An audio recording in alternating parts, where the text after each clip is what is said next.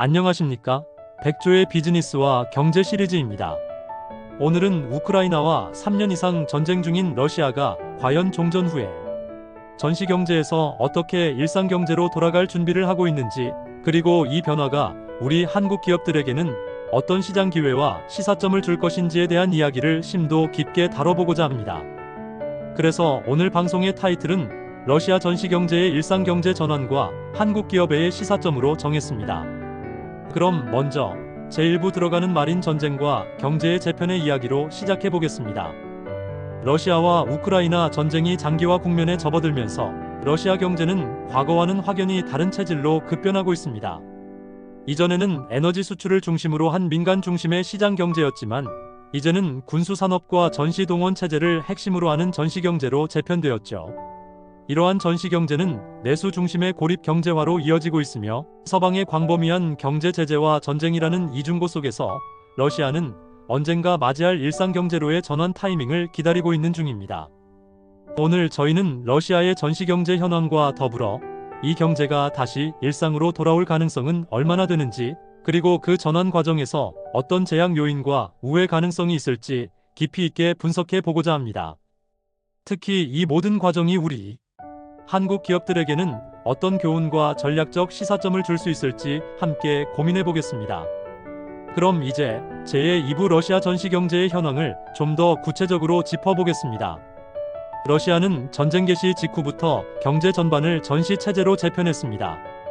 민간 공장들은 이제 전차, 장갑차, 포탄, 드론 등 24시간 군수 물자를 생산하는 데 동원되었고, 국방산업체에는 국가 보조금과 인력 배정이 집중되었죠. 실제로 2024년 러시아의 국방비는 GDP 대비 6에서 7%에 달한 것으로 추정되는데, 이는 냉전 시대 이후 최고 수준입니다. 동시에 중앙정부는 외환시장 통제, 자본 이동 제한, 그리고 주요 전략 산업의 국유화 또는 반국유화를 통해 국가주의적 경제 운용을 강화했습니다. 이로 인해 시장의 자율성과 효율성은 크게 훼손되었고, 에너지와 식량 등 자원의 내수 우선 배분이 강제되면서 소비재 공급의 질적 저하도 함께 나타났습니다. 게다가 병력 동원과 사망자 증가로 인해 숙련 노동력이 고갈되고 있으며, IT와 금융 등 첨단 서비스 산업 인력의 해외 이탈이 가속화되고 있는 심각한 상황입니다. 물론 전시 수요가 일시적으로 GDP를 부양하는 효과는 있었지만 그 지속 가능성은 낮습니다. 특히 군수품 생산은 부가가치 창출이 제한적이며, 민간 소비나 수출 경쟁력 강화로 이어지는 고리가 약하다는 점에서 장기적으로 구조적 문제를 야기할 수밖에 없습니다. 무엇보다 서방 기업들의 철수와 첨단 기술 수입 제재로 심각한 타격을 받은 기술 분야는 러시아와 서방 간의 기술 격차를 더 크게 만들고 있어 향후 일상 경제로의 복귀에 적지 않은 애로 요인으로 작용할 것으로 예상됩니다. 그럼 이제 제3부에서는 전쟁 전과 지금 두 얼굴의 러시아 경제를 살펴보겠습니다. 전쟁 발발 이전 러시아는 지정학적 불안정 속 안정적 성장을 지향하며 에너지 수출 중심의 국가 경제에서 점진적인 다변화를 시도하고 있었습니다. 특히 2014년 크림반도 병합 이후 서방 제재에 대응하는 수입 대체 산업화 전략이 추진되었고, 일부 농업 및 제조업 분야에서는 제한적이나마 성과를 거두기도 했습니다. 하지만 전쟁 이후 이러한 산업 다변화 시도는 사실상 중단되었습니다. 정부의 재정 및 통화 정책은 군사비 지출에만 몰입되었고, 민간 투자와 외국인 직접 투자는 300억 달러에서 80억 달러로 급감했습니다. 선진 기술의 유입마저 차단되면서 기술 자립 역량은 한계에 부딪혔고, 그에 따른 항공기 부품, 반도체, 정밀 장비, 전자 모듈 등 고부가가치 제품의 생산 기반은 급격히 약화되었습니다. 한편 무역 구조의 변화도 매우 두드러졌습니다.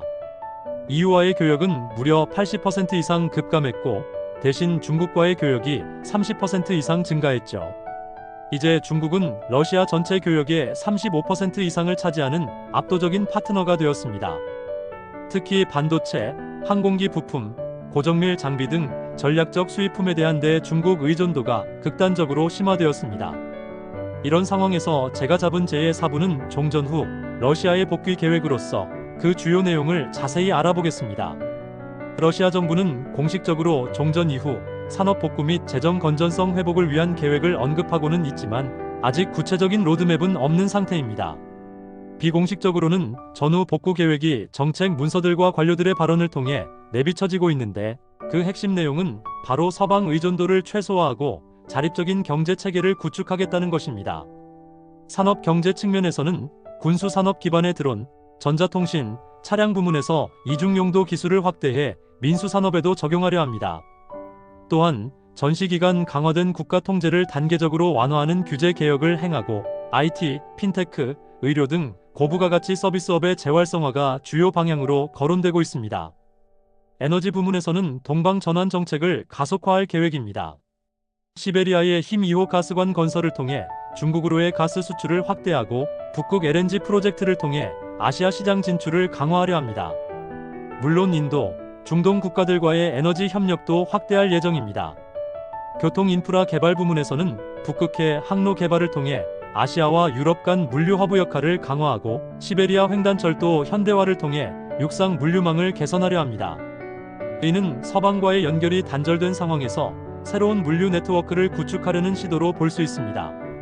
금융 부문에서는 브릭스 확대와 함께 새로운 국제 결제 시스템 구축을 추진합니다. 중국의 국경 너머 은행 간 결제 시스템 연동을 강화해 디지털 루블 도입으로 달러 의존도를 줄이려 합니다. 그 밖에 위안화와 루블 결제 기반의 금융 다변화도 병행될 것입니다. 하지만 이러한 모든 계획이 실현되기 위해서는 내부 정치 안정과 국제 제재 완화라는 두 가지 전제가 필수적입니다. 러시아 정부의 지금까지의 복귀 계획을 기반으로 이제 제5부 전환의 장애 요인과 우회로의 한계에 대한 논의를 해보겠습니다. 이는 우리 한국 기업에 대한 시사점을 도출하기 위함이기도 합니다. 전시경제에서 일상경제로의 전환에는 구조적인 장애 요인이 적지 않습니다. 첫째, 고착화된 국영 중심 구조와 정치적 권위주의가 민간 경제 회복의 가장 큰 장애물입니다. 둘째, 군산복합체의 이해관계가 정치와 결합되어 있어 군수 지출 축소가 곧바로 경제적 사회적 저항으로 이어질 가능성도 배제할 수 없습니다. 셋째, 서방의 금융 및 기술 제재는 단기적으로 해소되기 어려우며 이에 따른 글로벌 공급망 복귀에도 상당한 시간이 필요할 것입니다. 그럼에도 불구하고 러시아는 일부 우회 가능성을 모색하고 있습니다. 중국, 인도 등 비서방 국가와의 전략적 제휴 강화가 대표적이며, 특히 브릭스 플랫폼을 통해 기술 및 물류 협력망 재편이 추진될 수 있습니다. 또한 내수 중심의 디지털화 전략과 일부 국가 간 이중결제 시스템의 확산이 경제 회복의 틈새 역할을 할 수 있을 것으로 보입니다. 하지만 이러한 우회 전략 또한 그 한계가 분명합니다. 국제 투자자의 신뢰 회복 없이는 본격적인 성장 전환은 어렵다는 것이 전문가들의 공통된 의견입니다. 여기까지 러시아 경제 상황과 복귀 계획을 살폈기에 이제 마지막으로 제6부에서는 한국 기업에 대한 전략적 시사점을 제시하려 합니다. 이제 중요한 질문입니다. 이 모든 복잡한 흐름 속에서 우리 한국 기업은 무엇을 준비하고 어떤 전략적 고려를 해야 할까요?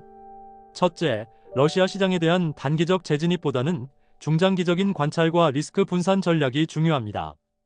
전후 복구 수요가 발생하더라도 정치적 제재 리스크가 상존하는 이상 무리한 진출은 오히려 기업의 재무적 평판적 리스크를 키울 수 있기에 금물입니다.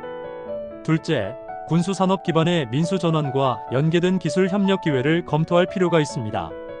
특히 러시아 내 자생적 기술 역량이 약화된 분야에서 한국의 기계, 전자, 의료기기 등의 경쟁력을 바탕으로 비정통 시장에서 틈새 수요를 공략할 수 있습니다.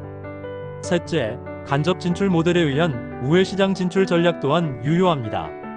중앙아시아, 남카카스, 극동 러시아 등은 러시아와의 경제 연계성이 높으면서도 제재의 간접 영향권에 속하지 않는 경우가 많아 물류 및 금융 측면에서 접근성이 상대적으로 높습니다. 마지막으로 제재 환경 하에서 부합하는 컴플라이언스 체계 강화가 강력히 요구됩니다. 법적 리스크 최소화를 위한 실시간 제재 정보 체계 구축이 전제되지 않으면 러시아 관련 거래는 장기적으로 지속 불가능하다는 점을 명심해야 합니다. 지금까지 살펴본 내용들을 총정리하는 마지막 파트입니다. 전환은 언제, 어떻게 올 것인가로 잡아본 동영상으로 마무리할까 합니다. 러시아의 전시경제 구조는 단순히 일시적인 대응 체계가 아닙니다. 이는 정치적, 경제적 시스템 전반을 재편하는 근본적인 변화의 과정입니다.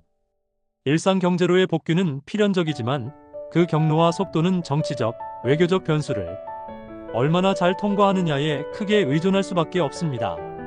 우리 한국 기업들은 이와 같은 지정학적 변화의 흐름을 면밀히 관찰하면서 단기적 기회를 좁기보다 장기적 전략의 틀 속에서 신중하고 유연한 시나리오별 대응 전략을 가다듬어야 합니다. 러시아는 여전히 잠재적인 소비 시장이자 자원 파트너로서의 가치를 지니고 있지만 그 회복과 국제사회로의 통합은 긴 시간과 고도의 전략이 필요한 과제임을 인식해야 합니다.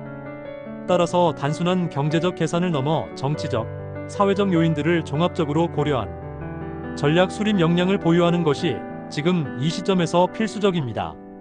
전쟁의 끝은 군사적 승리가 아니라 경제의 재구성입니다. 그 시간표를 읽을 수 있는 기업만이 다음 기회를 잡을 수 있을 것입니다. 백조의 비즈니스와 경제 시리즈는 다음 시간에 더욱 유익한 내용으로 찾아뵙겠습니다. 지금까지 긴 시간 시청해주셔서 대단히 감사합니다.